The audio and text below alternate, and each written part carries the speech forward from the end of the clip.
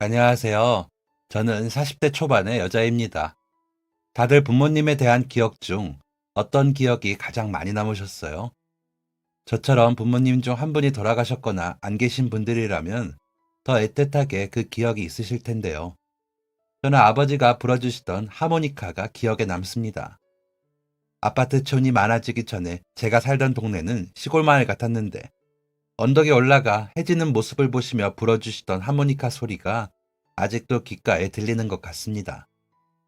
중학교 시절에 배우기 시작하셨다는 하모니카를 어디를 가든지 가지고 다니시며 틈틈이 부셨기에 여름 휴가 때도 친척들이 다 모인 명절 때도 아버지의 하모니카 소리를 들을 수 있었습니다. 다섯 형제 중 넷째인 아버지는 고모들과 큰아버지들 앞에서 자랑하듯 하모니카 연주하시는 걸 좋아하셨거든요. 외갓집 가서도 외삼촌들에게는 하모니카를 가르쳐 주시며 전파하시기도 했습니다. 그렇게 하모니카를 부시는 아버지를 주변에서는 특이한 사람이라는 반응을 보이기도 했지만 저는 그런 아버지의 모습이 좋았습니다. 아버지의 입술에서 불어져 나오는 하모니카 소리는 신나게 들리기도 구슬프게 들리기도 했는데 하모니카를 부는 지그시 눈을 감은 얼굴을 좋아했던 것 같습니다. 하모니카를 연주하시는 내내 어찌나 몰두하시는지 머리칼이 흔들리는 모습도 멋졌고요. 그냥 아버지가 멋졌습니다. 엄마는 그런 아버지를 보시며 전생에 떠돌이 악사였을 거야. 그때 제대로 한을 못 풀고 저러는 건가 봐. 안 그러고서는 저렇게 하모니카를 끼고 살 수가 없다. 라며 고개를 저으셨습니다. 하지만 엄마는 아빠가 하모니카를 부는 모습을 보고 반하여 결혼하셨다는 것을 전해 듣고 알았기에 그런 엄마를 보고 깨르르 웃고는 했습니다. 괜히 좋으시면서 남들 보기에 민망하셔서 하는 이야기인 것을 알았거든요. 하지만 아버지의 하모니카 연주를 듣는 모든 사람들은 모두 아버지의 연주를 좋아했습니다. 외삼촌들은 아버지를 만날 때마다 하모니카에 대해 물었고, 고모와 큰아버지는 새로운 곡 없냐? 한 곡 듣자. 라며 아버지를 졸랐으니까요. 그런 아버지셨기에 아버지와 하모니카는 떼어 놓을 수 없는 사이이기도 했습니다. 제가 8살쯤 되었을 때 아버지는 신이 난 얼굴로 제게 오셔서 이거 봐. 여기 미연이 아빠 남성식이라고 쓰여 있지? 아빠 하모니카에 우리 미연이랑 아빠랑 같이 있는 거야. 이러면 아빠가 하모니카 연주할 때마다 우리 미연이랑 같이 하는 거지. 라며 웃으셨습니다. 아버지의 손짓을 따라 본 하모니카에는 정말로 미연이 아빠 남성식이라고 적혀 있었습니다. 아버지가 하모니카를 멋지게 연주할 때 제가 함께 한다고 생각하니 기분이 좋았습니다. 그래서 나중에 나 이거 줘? 아빠가 새 하모니카 사게 되면 이라고 웃었습니다. 그런 제 머리를 쓰다듬으시던 아버지가 나중에 우리 미연이 시집갈 때 선물로 줄게. 알았지? 우리 딸 시집갈 때 아빠가 꼭 멋지게 하모니카 연주해 줄게. 라고 하셨던 기억이 떠오를 때면 거짓말 이라고 혼잣말을 하게 됩니다. 그렇게 약속해놓고 아버지는 제 결혼식에 오시지 못했거든요. 외동딸인 제 결혼식도 오지 못할 정도로 멀리 가버리셨습니다. 제가 고등학교 2학년이 되던 해에 아버지는 간암 판정을 받으셨습니다. 매일 드시던 술이 문제였다고 생각합니다. 배가 불룩 나오고 얼굴이 노랗게 될 정도로 황달이 오고서야 병원에 가보셨던 것이 너무 늦은 방문이었던 거죠. 매년 회사에서 실시하는 건강검진을 받으셨는데 간 수치가 안 좋은 것을 그냥 피곤해서 그런 거니 하신 거죠. 그러다 몸에 이상이 커지자 간 병원에서는 아버지를 손쓸 방법이 없다고 하셨습니다. 당장의 수술도 의미가 없다는 것이었죠. 상태가 많이 안 좋았기에 아버지는 입원 치료를 받기로 하고 긴 병원 생활을 시작하셨습니다. 엄마는 아버지 간병을 하시며 야간에는 24시간 분식점에서 오후 10시부터 새벽 시간까지 아르바이트를 하셨고 저는 혼자서 학교에 다녀야 했습니다. 주말에 학교를 마치고 아버지를 만나러 갔는데 아버지는 그런 저를 보고 웃으시며 아이고 우리 딸 얼마나 보고 싶었게? 라고 반기셨습니다. 평일에는 야간 자율학습을 하느라 가보지 못하다 주말에만 만나는 아버지는 매주 볼 때마다 병색이 완연해 마음이 아팠습니다. 하지만 아버지 앞에서 그런 점을 티낼 수는 없었습니다. 그래서 더 밝은 척, 우리 아빠 한 주 사이에 얼굴이 더 좋아졌네. 의사 선생님이 꾀병이라지? 내가 평소에 다이어트 좀 하랬잖아. 이게 다 술배야. 태어나면 술 끊고 나 대학 갈 때 대학 입학식에서 하모니카 불어줘야지. 라며 너스레를 떨었습니다. 그런 저의 손을 꽉 잡은 아버지는 그럼 우리 남미연이 대학 갈 때 아빠가 가야지. 미연아, 엄마까지 바빠져서 힘들지? 아빠가 미안해. 얼른 나을게. 라며 웃으셨습니다. 그렇게 우리는 서로의 마음속에서 혹시나 일어날 기적을 바라며 기도를 했을 겁니다. 저도 아버지도 꼭 아버지가 나아지기를 바라는 마음은 하나였으니까요. 그런데 그렇게 간절히 바랐는데도 아버지에게 기적은 일어나지 않았습니다. 배는 더 부어올라 복수가 차 복수를 빼는 호스를 달아야 했고 호흡도 힘들어져 산소 호흡기를 다셔야 했거든요. 아버지가 병원에 입원하실 때 제게 맡기신 하모니카를 들고 가 아빠, 얼른 일어나서 하모니카 다시 불어줘 라고 말했지만 아버지는 거친 숨을 내쉬며 고개만 끄덕이실 뿐이었죠. 그러다 은행잎이 우수수 쏟아질 듯 떨어지던 그 계절에 모의고사를 망치고 울상을 짓던 제게 담임선생님이 오셔서 미연아, 가방 싸서 아버지 병원으로 가봐. 어머니께 연락이 왔어. 라고 하시는데 눈물이 쏟아지며 머릿속이 아득해졌습니다. 허겁지겁 짐을 싸고 아버지의 하모니카까지 챙겨 교문 밖을 빠져나가는데 아무 생각도 들지 않더군요. 얼른 아버지에게 가야겠다는 생각만 했던 것 같습니다. 무작정 택시를 타고 아버지가 계시는 병원 이름을 대는데 기사님이 학생, 무슨 일 있어? 왜 그래? 라고 물으시더라고요. 그래서 아빠가 많이 아프셨는데 병원으로 오라고 연락을 받아서요. 아빠가 돌아가셨으면 어떻게 해요? 라며 엉엉 울었습니다. 우는 동안 아버지와의 기억들이 머릿속을 헤집으며 정신이 없더라고요. 그런 저에게 기사님은 아이고 학생, 안전벨트 꽉 매. 이 아저씨가 최대한 서둘러 볼게. 퇴근 시간이라 차가 많기는 한데 그래도 아저씨가 최대한 빨리 가볼게. 라더니 운전을 해주셨습니다. 저는 택시가 병원에 도착할 때까지 아버지 생각에 계속 울기만 했습니다. 손에 쥐어져 있는 하모니카만 만지작거리는 행동만 할 뿐이었죠. 점점 병원 건물이 가까워지는 게 보이니 마음이 더 조급해지더라고요. 얼른 택시비를 내고 바로 내려서 아버지께 가려고 가방 안에 있던 작은 파우치를 찾는데 없는 겁니다. 아마도 허겁지겁 챙기느라 빠뜨린 것 같더라고요. 당황스러운 마음에 여기저기 파우치를 찾는데 기사님이 학생 그냥 둬. 내가 학생만한 아들이 있어. 아들 친구 데려다 줬다고 생각하면 되니까 걱정 말고. 미터기도 안 켰어. 라고 하시는데 정말 미터기가 움직이지 않았더라고요. 그래도 그렇게 막히는 시간에 그냥 그럴 수는 없어. 연락처 주시면 제가 나중에라도 꼭 택시비 드릴게요. 제가 그냥 갈 수가 없어서. 라고 하자 아저씨는 뒤돌아 제 손을 잡으시더니 아이고 아버지 친구가 데려다 줬다고 하자. 응? 얼른 들어가 봐. 아버지랑 어머니 기다리시겠어. 라고 하시기에 얼른 내리며 감사합니다. 감사합니다. 인사를 하고 아버지 병실로 향했습니다. 병실에 도착해보니 아버지는 평온해 보이셨습니다. 아직 호흡이 멈추지는 않았지만 잠이 드신 듯 반드시 누워 눈을 감고 계셨죠.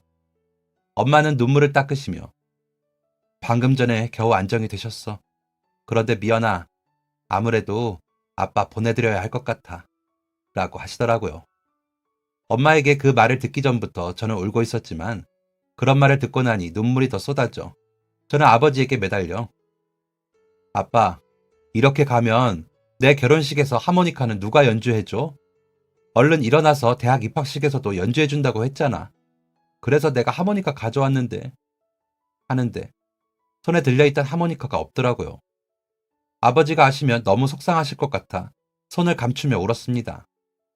그러고는 아버지께 너무 죄송해서 가까이 가지도 못하고 곁에만 있는데 갑자기 아버지를 둘러싼 기계음들이 소리가 많이 나기 시작했습니다.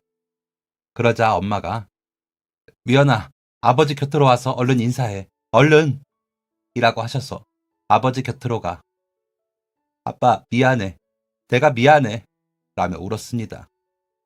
아무래도 아버지의 하모니카를 잃어버린 게 마음에 걸리더라고요. 아버지는 그런 제게 아무런 대답도 못하고 그렇게 돌아가셨습니다. 친척들이 아버지 장례식장에 오고 엄마는 울다가 손님을 맞았다가 울었다가 웃었다가 정신이 없으셨고 저는 사진 속에 아버지 얼굴을 보며 웃고 울었습니다. 엄마와 아버지는 같이 일하던 공장에서 만난 동갑내기였는데 친구하자며 어울리다가 정이 들어 결혼을 하셨다고 했습니다.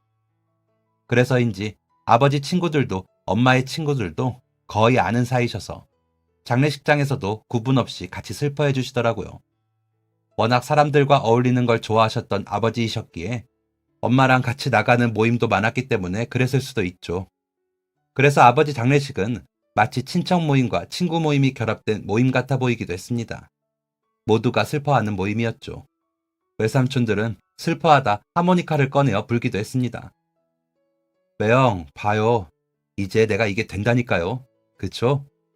라며 우는 막내 외삼촌의 연주에는 모두가 눈물을 흘리며 박수를 쳤습니다. 장례식장 옆칸에서 와볼 정도로 박수 소리가 컸지만 누구 하나 나무라는 사람이 없었죠. 아버지의 하모니카 사랑을 알았으니까요. 오히려 외삼촌들의 하모니카 연주에 다들 고마워했을 겁니다. 저는 너무 고마웠거든요. 아버지가 마지막으로 하모니카 소리를 듣고 가실 수 있게 된 것 같아서요. 장례식이 끝나고 엄마와 저는 작은 집으로 이사를 했습니다. 전세 만기가 되기도 했지만 아버지 남은 병원비를 내려면 목돈이 필요했으니까요. 엄마는 다니던 분식점을 그만두시고 아버지가 다니시던 공장에 들어가셨습니다. 저를 낳고 그만두셨는데 아버지가 안 계시니 엄마가 돈을 벌러 나가신 거죠. 다행히 아버지와 엄마의 친구분들이 계신 곳이라 엄마는 금방 적응하시더라고요. 저는 좀 힘든 마음을 가지고 고3이 되었습니다. 아버지의 하모니카를 찾기 위해 시내에 있는 택시 회사에 거의 전화를 해보았지만 찾지 못했거든요.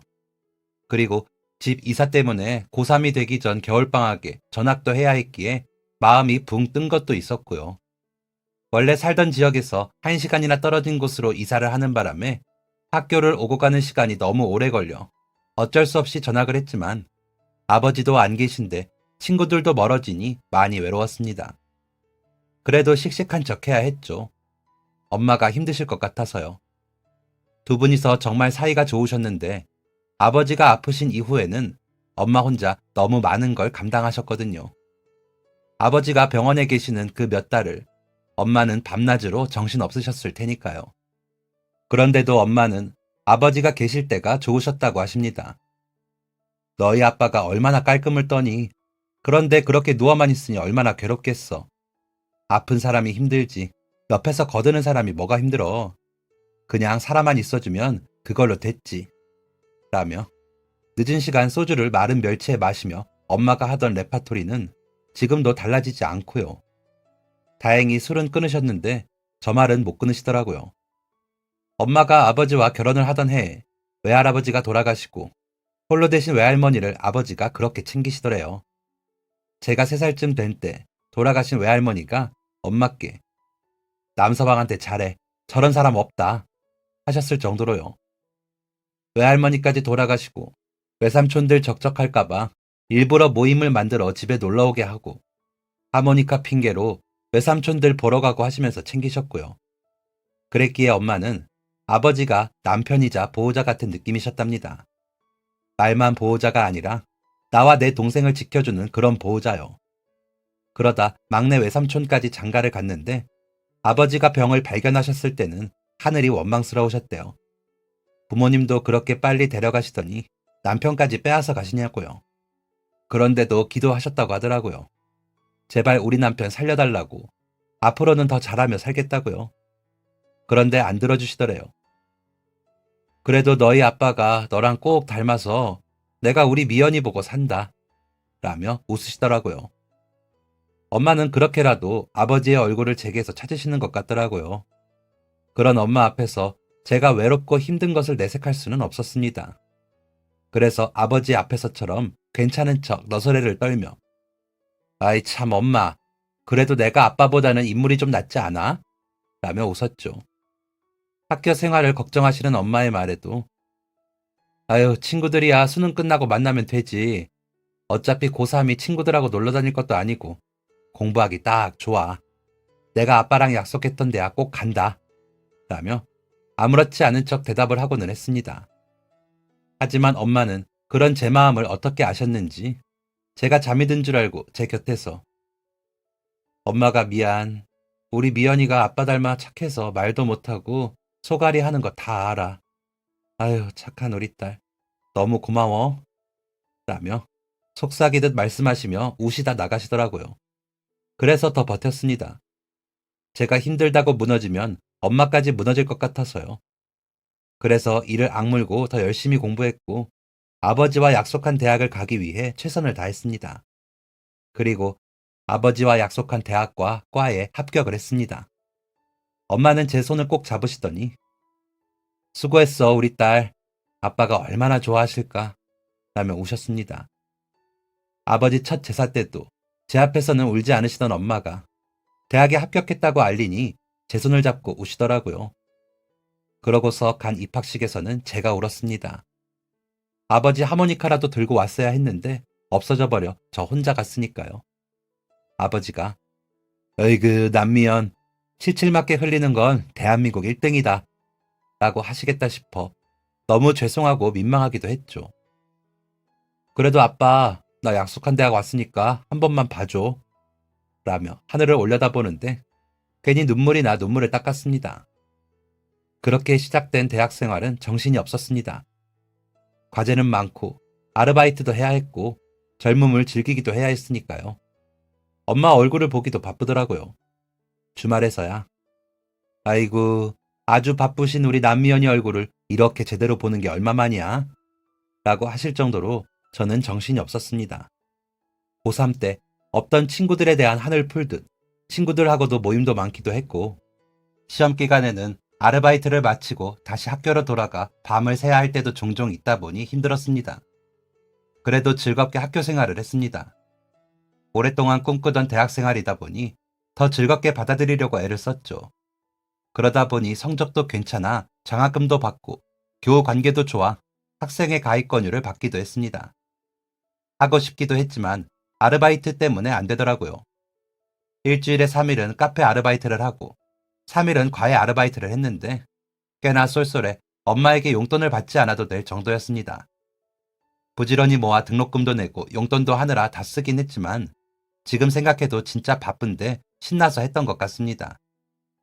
그런 제게 엄마는 다른 잔소리는 잘 안 하셨는데 제발 얼굴만 자주 보여달라 하셨습니다. 남편도 없는데 하나밖에 없는 자식 얼굴도 못 보고 살면 되겠니? 너희 과는 왜 그렇게 유난히 바쁘니? 라면서요. 그런 엄마를 꼭 안고는 아유 우리 강 여사 왜 이렇게 투정이 심하실까? 내가 나만 좋자고 이래? 라면서 너스레를 떨면 그런 제게 하여간 말이나 못하면 이라며 제 얼굴이나 어깨를 쓰다듬으며 살피시고는 하셨습니다. 혹시나 제 얼굴이 축나지는 않았나 어디 안 좋은 건 아닌가 하고 보셨겠죠. 아버지가 살아계셨을 때는 아버지가 그렇게 잘 살피셨는데 아버지가 안 계시니 엄마가 그러시더라고요. 부모님의 그런 눈빛을 보다 보면 저는 행운아라는 생각을 하고는 했습니다. 이 수많은 별들 가운데 지구라는 별에서 이런 부모님을 만난 것이 행운이 아니고서는 설명이 안 되기도 했고요. 그래서 가끔 지치기라도 하면 괜히 엄마 곁에가 어리광을 부리며 에너지를 충전하고는 했습니다. 그러고 나면 또 으쌰하고 움직일 기운이 나더라고요. 그렇게 2학년까지 장학금도 받고 여러 경험을 하며 지냈습니다. 매번 돌아오는 아버지 기일에는 잃어버린 하모니카를 찾아 아버지 제사상에 올리고 싶다는 생각에 틈나는 대로 중고 악기상을 다니기도 했죠. 혹시나 각인이 있는 하모니카가 들어오면 연락 달라고 사장님들께 부탁을 하기도 했고요. 하지만 마치 하늘로 솟아버린 것처럼 아버지의 하모니카는 나타나지 않더라고요. 엄마는 그걸 어떻게 찾아? 그냥 못 들인 택시값이라고 생각해. 설마 너희 아빠가 너 그거 잃어버렸다고 뭐라 하겠니? 아마 하늘나라에서는 구름으로 하모니카 만들어서라도 불고 있을 거야. 걱정 마라. 라며 위로해 주셨지만 저는 그 하모니카를 잊을 수가 없었습니다. 그래서인지 저는 아버지 기일 때만 되면 좀 예민해졌습니다. 엄마 앞에서만 안 그랬고 밖에서는 평소에는 그냥 지나칠 일을 꼭 집어내 한 소리 하고는 했거든요. 그러다 팀 과제가 있어. 다 같이 모여 과제에 관해 이야기를 하는데 한 친구와 의견이 맞지 않아 자꾸 부딪히더라고요.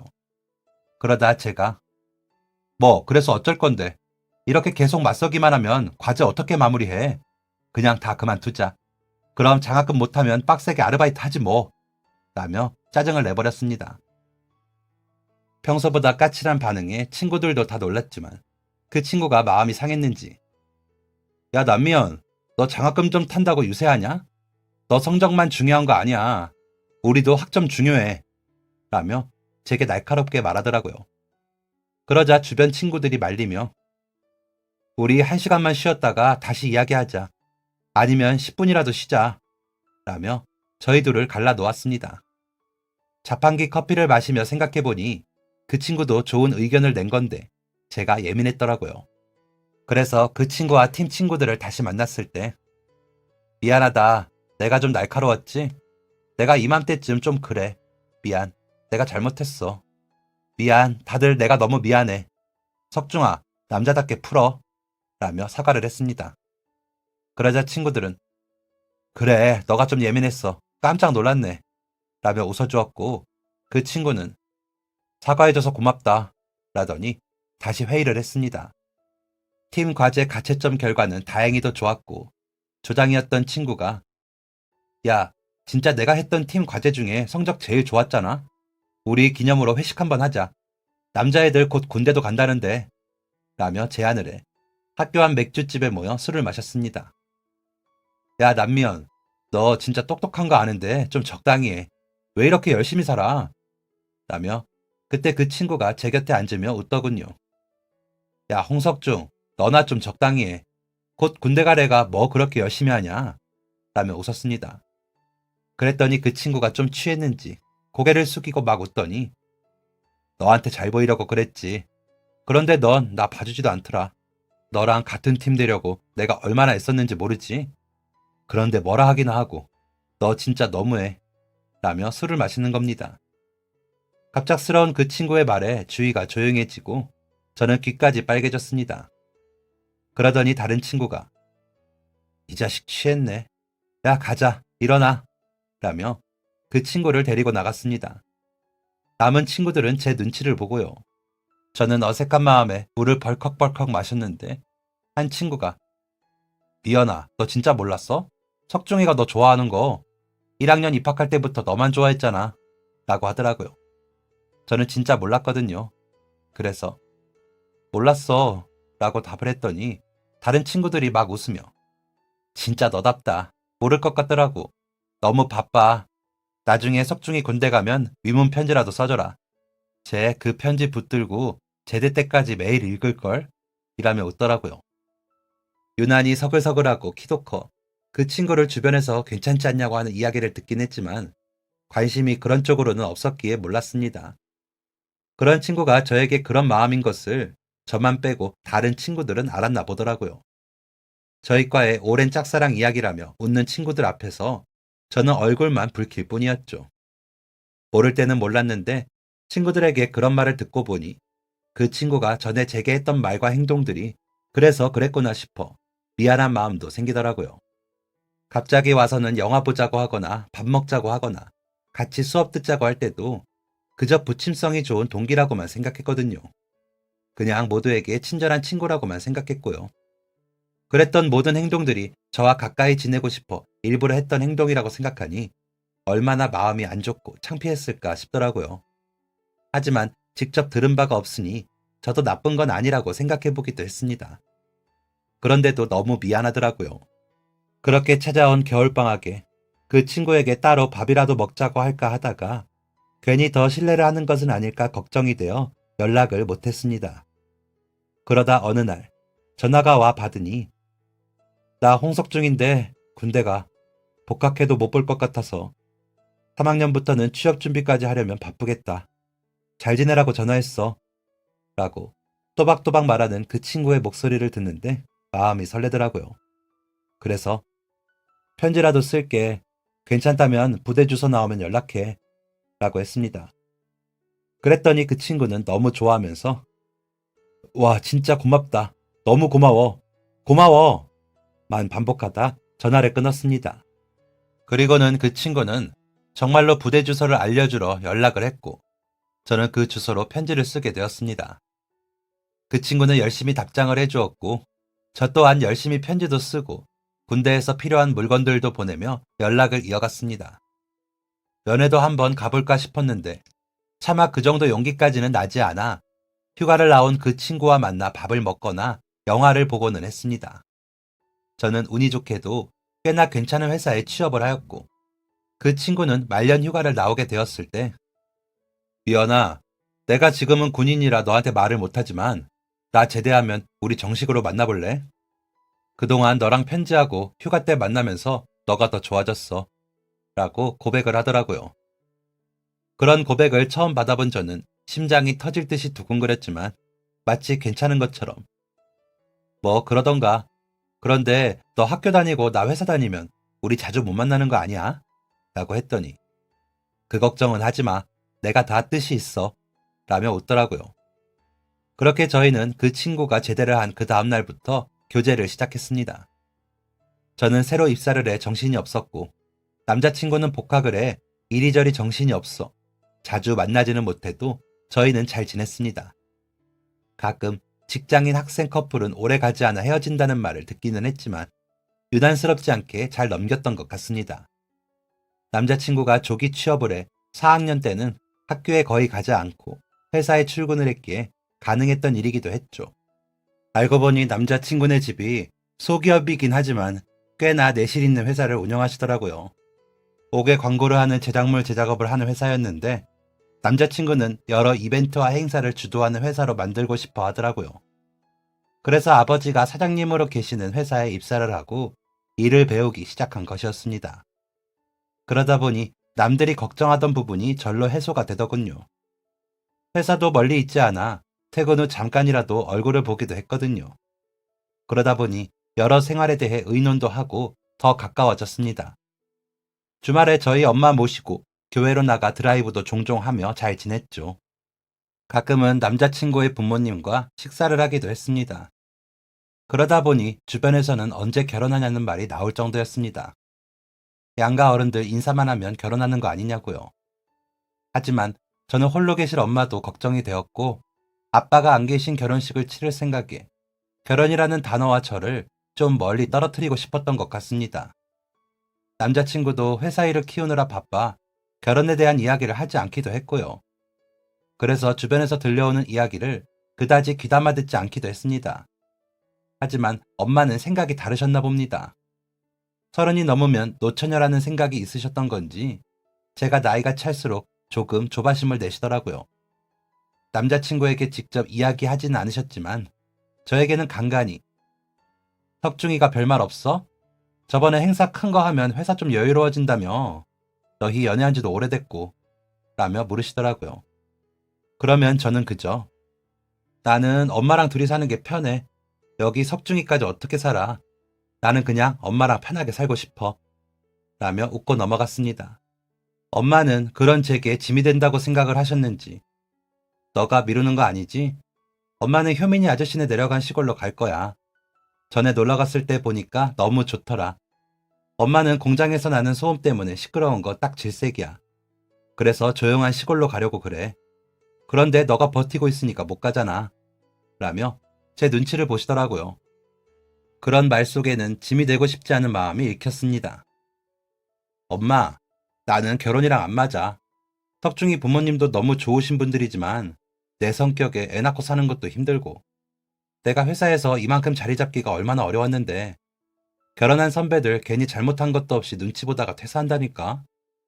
애 아프면 회사 눈치 보면서 조퇴해야 하고, 애들 방학이라도 하면 휴가랑 맞추려고 애써야 하고, 다들 그래 애 낳지 말고 그냥 연애만 하라고. 지금까지 석중이랑 잘 지냈는데 앞으로도 이대로만 지내도 좋아. 결혼은 더 나이 들어서 정말 서로 의지할 곳 없을 때 그때 해도 돼. 라며 엄마를 설득했습니다. 그러면 엄마는 질색팔색을 하며, 나는 손주도 보고 싶고 너 드레스 입은 것도 보고 싶다. 언제까지 엄마가 너까지 챙겨? 엄마도 좀 편해지자. 너희 아빠도 그런 생각일걸? 이라고 하시기에 거기서 아빠 이야기가 왜 나와? 라며 결국엔 짜증을 내고서 대화가 끝이 나길 몇 번 했습니다. 그러면서도 남자친구가 프로포즈를 하면 어떻게 해야 하나 고민도 했죠. 서로 아프지 않게 잘 이야기해야 하니까요. 그때까지도 서로 결혼이라 미래에 대한 이야기는 하지 않았거든요. 워낙 서로 닥친 일들이 많다 보니 그 닥친 일에 대해 이야기하기도 벅찼으니까요. 서로 얼마나 그리웠는지에 대해 이야기해 본 적이 언제였는지 기억도 안 날 정도였으니까요. 남자친구가 군대에 있을 때는 편지에 조심스레 표현해봤던 것 같은데 정작 사귀고 나서는 그저 편하고 좋은 사이로 지냈습니다. 그런 관계가 좋았으니까요. 그런데 엄마나 주변 사람들이 자꾸 결혼 이야기를 꺼내는 것이 너무 불편했습니다.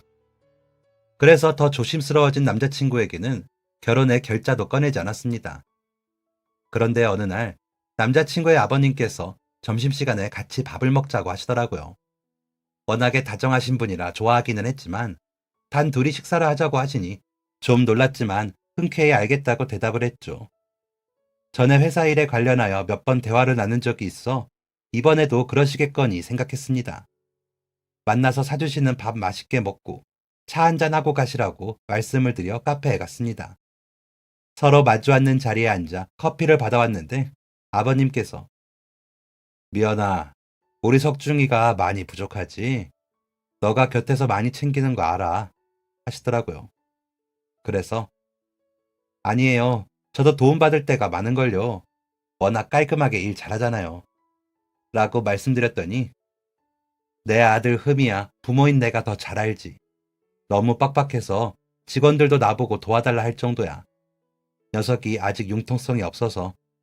그런데 미연이는 회사 생활을 하니까 좀 더 나은 것 같아. 그래서 말인데 이제 그만 우리 식구 하는 게 어떠냐? 나는 전부터 미연이가 너무 우리 식구면 좋겠는데 아무리 기다려도 소식이 없어. 석중이한테 물어도 알아서 한다고만 하고. 그래서 내가 이렇게 염치불구하고 왔다. 라며 웃으시더라고요. 제가 당황하자. 그래, 아마 석중이가 말을 안 했을 거야. 우리는 석중이 졸은 지 몇 년 됐다. 그런데 미연이가 아직 회사랑 아이랑 문제를 생각만으로도 힘들어해요. 좀 더 기다려야죠. 라며 웃는데 안 되겠더라고. 사실 내가 폐에 작은 종양이 생겼는데 정밀 검사를 하러 병원에 가야 하는데 석중이 결혼을 시키고 잘못돼도 잘못돼야겠다는 생각이 들어. 미연이가 더 가까이 있으면 내 마음이 놓일 것 같은데 힘들겠어? 라고 하시는 겁니다. 아프시다는 말에 놀라고 결혼이라는 문제가 닥친 것 같아 혼돈스러웠지만 아버님의 의중이 무엇인지 알았기에 거절할 수도 없었습니다. 다른 것보다 아버님을 상당히 의지하는 남자친구의 마음을 알았기에 너무 조심스러웠고요. 그날 저녁 남자친구가 집으로 찾아와 엄마 앞에서 울더라고요. 집에서는 부모님이 계시니 울 곳이 없더래요. 남자친구의 이야기를 들으며 엄마와 저는 함께 울었습니다. 아버지 생각도 나고 앞으로 남자친구가 겪어야 할 고비들이 아프게 느껴졌거든요. 아버님은 정밀 검사 결과 악성 종양이기는 하나 크기가 작고 자라나고 있기에 수술을 해야 한다고 하셨다 하더라고요. 수술 후 항암 치료를 하는데 아직 나이가 완전히 노년기에 드신 것이 아니니 희망을 가져보자고도 하셨다고요. 어머님은 그나마 희망적이라며 웃으셨지만 그 마음이 어떨지 알기에 마음이 아팠습니다. 그래서 더 신경 쓰고 챙길 것이 있으면 챙겼습니다. 남자친구는 너무 고마워하면서 고마워. 우리 미연이 아니었으면 나랑 우리 엄마 큰일 날 뻔했네. 라며 웃더라고요. 뭐라도 도움이 되어주고 싶은데 막상 그러지 못해 마음이 아팠습니다. 수술을 마치고 다행히도 아버님의 상황은 많이 좋아졌습니다. 하지만 폐를 잘라냈기 때문에 그만큼 숨도 차셨고 헤쳐나가야 하는 일이 많았습니다. 평소에도 워낙 긍정적이시고 다정한 분이시라 나쁜 병도 그냥 갈 거라고 엄마는 기도하듯 말씀하셨습니다. 아버님께서 어느 정도 기운을 차리시자 남자친구가 커다란 꽃바구니를 사서 말도 없이 집으로 찾아왔습니다. 그러더니 엄마 앞에서 무릎을 꿇더니 어머니, 제 장모님이 되어주시겠어요? 제가 아들처럼 진짜 잘할게요. 라더니 제게 반지를 내밀며 우리 이제 가족하자 라고 하더라고요. 엄마는 얼른 받으라고 옆구리를 찌르고 저는 고민이 되었지만 서로가 의지가 될 수 있다면 더 가까운 사이가 되어보는 것도 나쁘지 않겠더라고요. 그래서 남자친구의 청혼을 받아들여 결혼을 하게 되었습니다. 교제 8년 만에 부부가 되어보니 또 다르게 좋기는 하더라고요. 집안일 분배도 잘 되고 양가 어른들도 좋으신 분들이라 가능한 일이기도 했지만 저는 이럴 줄 알았으면 진작 결혼할 걸 그랬다는 생각이 들더라고요. 엄마와는 한 집은 아니지만 바로 옆 동에 살았고 시부모님은 바로 옆 아파트 단지에 사셨으니까요. 제가 결혼을 하고 나니 엄마는 시골로 가시겠다는 말씀을 안 하시더라고요. 저희 아이 낳으면 키워주신다고요. 시어머님은 아버님을 간병하셔야 하니 엄마가 아이를 맡아 제가 계속 일하게 해준다는 거였습니다. 남편은 어머님께 맡기면 저희야 좋죠 라며 싱글벙글이었습니다. 시부모님께서는 키워주시지는 못해도 낳기만 하면 다 도와주신다고 하셨습니다. 그렇게 양가 어른들의 기대 속에 저희 아들이 태어났고 아버님은 아이를 품에 안으시며 너무 기뻐하셨습니다. 운동 더 열심히 해서 우리 진석이 안고 뛰어야지 라고 하셨지만 안타깝게도 종양은 또 발견되었고 투병을 시작하신 지 5년 만에 전이가 되었다며 범위가 너무 커서 수술보다는 치료 위주로 해보자 하시더라고요. 그런데도 아버님은 전보다 더 삶의 의지를 보이셨기에 저희는 좋아질 것이라 믿었습니다. 하지만 아버님께서는 재발한 지 6개월 만에 돌아가셨습니다. 얼마나 슬펐는지 모릅니다. 아버님께는 아버지만큼이나 의지했고 고마웠습니다. 남편에게도 기둥 같은 분이셨기에 의지를 할 수밖에 없었죠. 그런 아버님이 돌아가셨으니 저희는 괴롭도록 슬프고 아팠습니다. 그래서 아버님 짐을 정리를 못하고 그대로 두었습니다. 어머님께서 도저히 못 치우겠다 하시더라고요. 그렇게 몇 년을 미루다 어머님께서 뭘 찾아야 한다며 아버님 서재에 들어가시는데 같이 좀 가달라 하시더라고요. 혼자서는 못 찾으실 것 같다고요. 그래서 따라 들어가 서랍을 열어보는데 어디선가 많이 본 하모니카가 나오더라고요.